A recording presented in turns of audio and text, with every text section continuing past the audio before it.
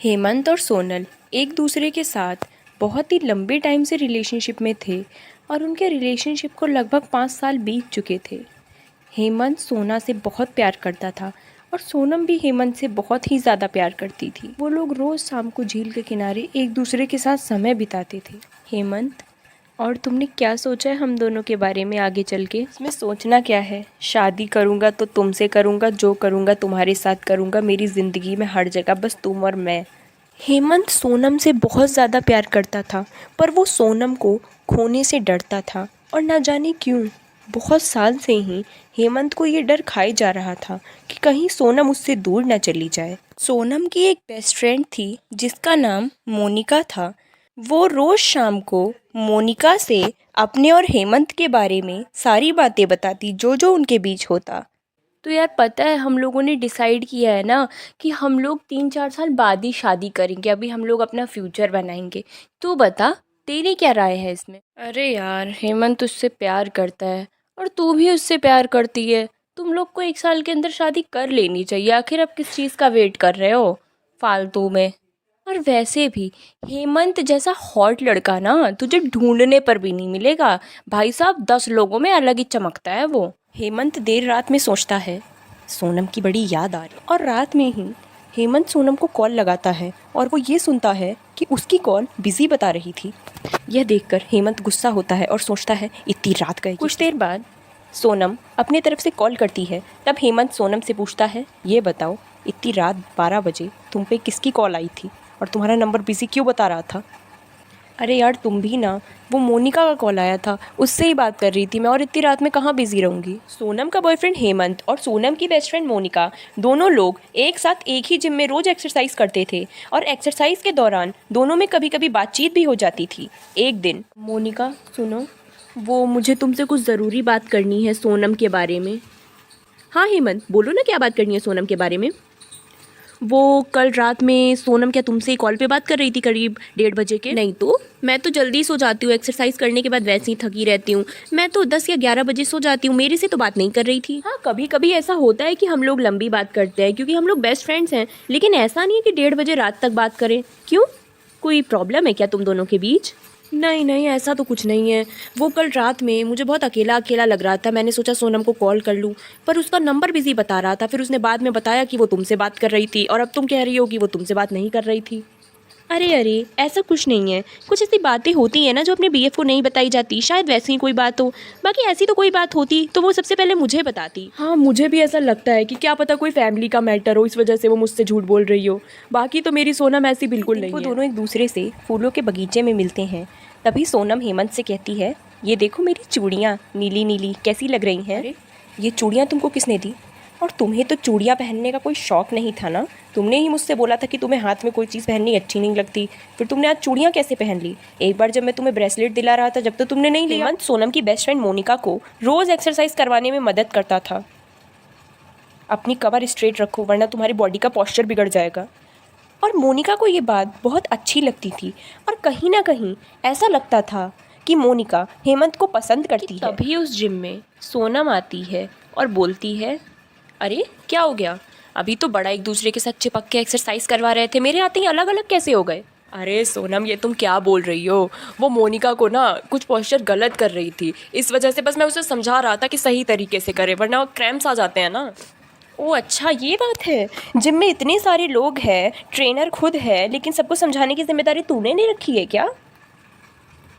अरे यार सोनम, तू भी क्या क्या बात करती है। और वैसे भी मेरा क्या लेना देना है हेमंत से, वो जस्ट मेरा फ्रेंड है। देखो, मुझे ये सब नहीं पसंद कि हेमंत मेरे अलावा किसी भी लड़की की किसी भी तरीके से हेल्प करे। हेमंत किसी काम से पार्क आया हुआ होता है, तब वो देखता है सोनम किसी अनजान लड़के से बात कर रही होती है जिसके पास एक स्पोर्ट्स बाइक होती है, और दोनों को देखकर ऐसा लगता है कि दोनों एक दूसरे से बात करके बहुत खुश हैं। देख के हेमंत तुरंत ही अपना फ़ोन निकालता है और उन दोनों की वीडियो बनाने लग जाता है ताकि बाद में सोनम मुकरे ना। और देखते ही देखते वो अनजान लड़का सोनम के चेहरे पर हाथ रख देता है, मानो वो उसे कुछ समझा रहा। समय के बाद हेमंत तुरंत ही सोनम को कॉल करके एक कॉफ़ी शॉप में बुलाता है, और सोनम उस कॉफ़ी शॉप में पहुँच जाती है और जाकर हेमंत से पूछती है, क्या हुआ हेमंत, मुझे अचानक जल्दी से मिलने को यहाँ कॉफ़ी शॉप में क्यों बुलाया? तो मुझे तुमसे पूछना है कि आखिर सच्चाई क्या है, जो मैंने आज आंखों से देखी वो, या जो तुम छुपा रही हो वो। तुम क्या कह रहे हो, मैं समझी नहीं। तभी हेमंत झट से अपना फ़ोन निकालता है और वो पार्क की वीडियो सोनम को दिखाता है, जहाँ वो किसी और लड़के के साथ खड़े होके उससे बात कर रही होती है। अभी मैं गलत शक कर रहा हूँ या अभी तुम्हें कोई दिक्कत है तो बताओ। अब तो तुम रंगे हाथों पकड़ी गई हो। ये लड़का कौन है जो तुम्हारे गाल में हाथ लगा रहा है, बताओ। यार हेमंत, तुम फालतू में शक कर रहे हो। ये मेरे मामा का लड़का है दूर के, और तुम्हें विश्वास नहीं है तो मैं कल ही तुम्हें उससे मिलवाती हूँ। तुम मेरी मम्मी से भी पूछ सकते हो इस बारे में। यार तुम भी, मतलब इंसान भाई के साथ भी कहीं नहीं जा सकता। वाह, तुम्हारी इतनी सारी कजन्स है, कभी मैंने कुछ गलत शक किया? और हेमंत रोज जिम जाकर जो भी बात उसके और सोनम के बीच में हुई रहती, सारी बात उसकी बेस्ट फ्रेंड मोनिका को बताता। और ना, जब मैं पार्क गया मैंने देखा कि एक स्पोर्ट्स बाइक वाले आदमी के साथ मोनिका खड़ी थी,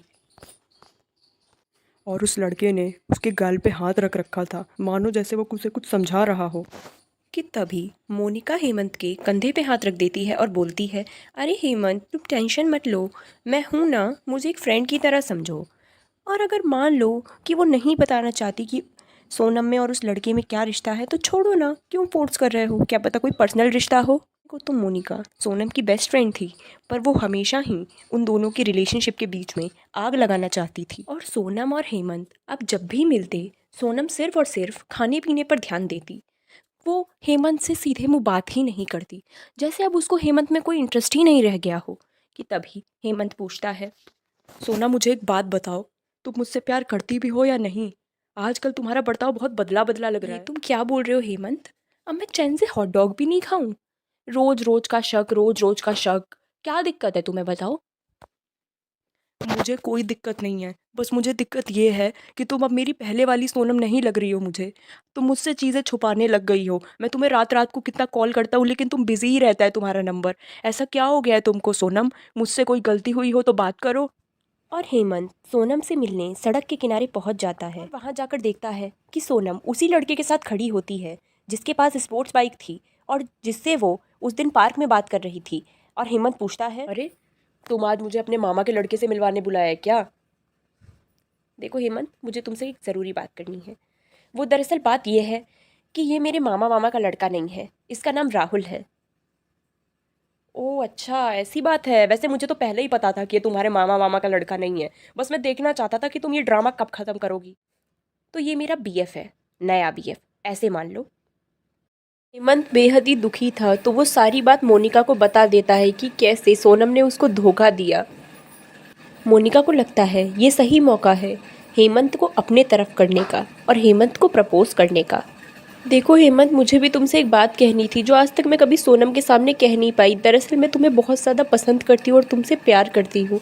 मैं तुमसे शादी भी करना चाहती हूँ। मेरी मानो, तुम उसे छोड़ो और मुझसे सगाई कर लो। मैं तुम्हारा उससे लाख गुना अच्छा ध्यान रखूँगी।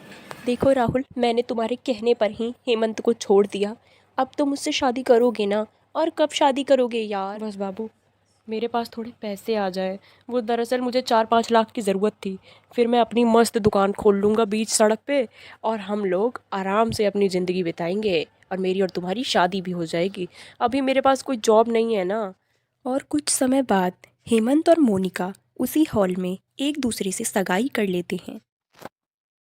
और दूसरी तरफ सोनम और राहुल ने भी पंडित जी को बुलाकर अपनी शादी करवा ली, बिल्कुल हिंदू रीति रिवाज के अनुसार। शादी के बाद राहुल ने सोनम की हालत बहुत ही बदतर कर दी थी। वो सोनम से अपने बड़े से घर का सारा काम करवाता था, झाड़ू पोछा, जो कि आज तक सोनम ने कभी अपने घर पे भी नहीं किया था। सोनम काम कर ही रही होती है कि तभी वहाँ पे राहुल आता है और बोलता है, अरे अभी तक तुमने काम नहीं निपटाया? ये काम मैंने तुम्हें सुबह का दिया है।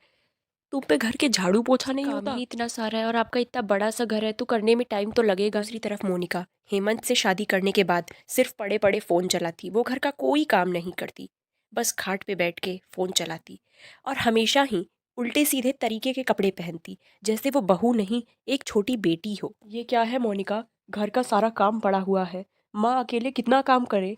तुम इस घर की बहू हो, तुम्हें सारा काम करवाना चाहिए, और तुम यहाँ पे ऐसे कपड़े पहन के फ़ोन चला रही हो। अरे यार, कभी तो साड़ी पहन लिया करो, आस पड़ोस वाले भी क्या सोचेंगे? और ये शहर का इलाका नहीं है, गांव का इलाका है, और तुम्हारा कोई जिम नहीं है जो तुम ऐसे कपड़े पहनती हो।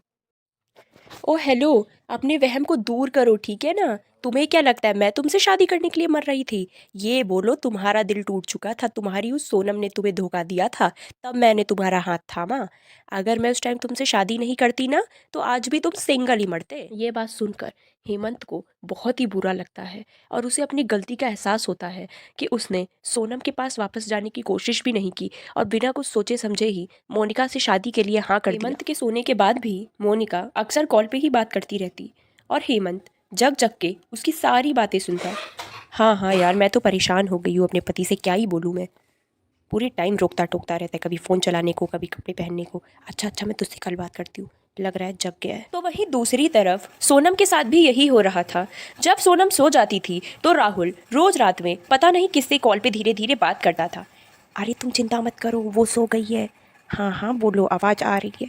और सोनम उन दोनों की सारी बातें चुपचाप सुनती थी और ये दिखाती थी कि वो सोने का नाटक कर रही है। उस दिन सोनम ज़मीन पे पड़े पड़े ये सोचती है कि काश उसने कुछ साल पहले हेमंत को ना छोड़ा होता, तो आज हेमंत ही उसका पति होता और उससे बेहद प्यार। दूसरी तरफ मोनिका हेमंत से रोज ही अपने पैरों की मालिश करवाती और बोलती, सही से दबाओ हेमंत, पता भी नहीं चल रहा है कैसे तो दबा रहे हो, कम से कम एक काम तो अच्छे से कर लो। हेमंत बेचारा भी मजबूर था, क्या करे, क्योंकि उसने मोनिका से शादी अपने मर्जी से ही की थी। उसका पति राहुल उसको बुरी तरीके से रोज मारता था। ये ले, जब तू अपने बॉयफ्रेंड की नहीं हुई तो मेरी क्या होगी, ये ले, प्लीज़ मत मारिए मुझे प्लीज़।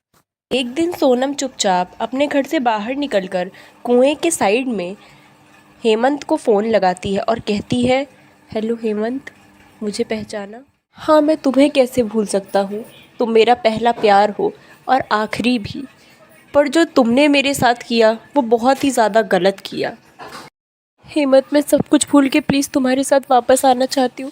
मुझ पे ये रोज़ रोज़ का अत्याचार नहीं सहा जाता। तो तुम्हें क्या लग रहा है, तुमसे अलग होके मैं बहुत खुश हूँ? मैं भी यहाँ घुट घुट के मर रहा हूँ। उस टाइम मैं अकेला पड़ गया था, मेरे साथ कोई नहीं था, तो मैंने मोनिका से शादी कर तो ली, पर मोनिका मुझे बहुत तड़पा रही है और शायद अब हमारे नसीब में कभी मिलना नहीं लिखा। इसको अपनी खुशकिस्मती या बदकिस्मती समझ के अपना लो।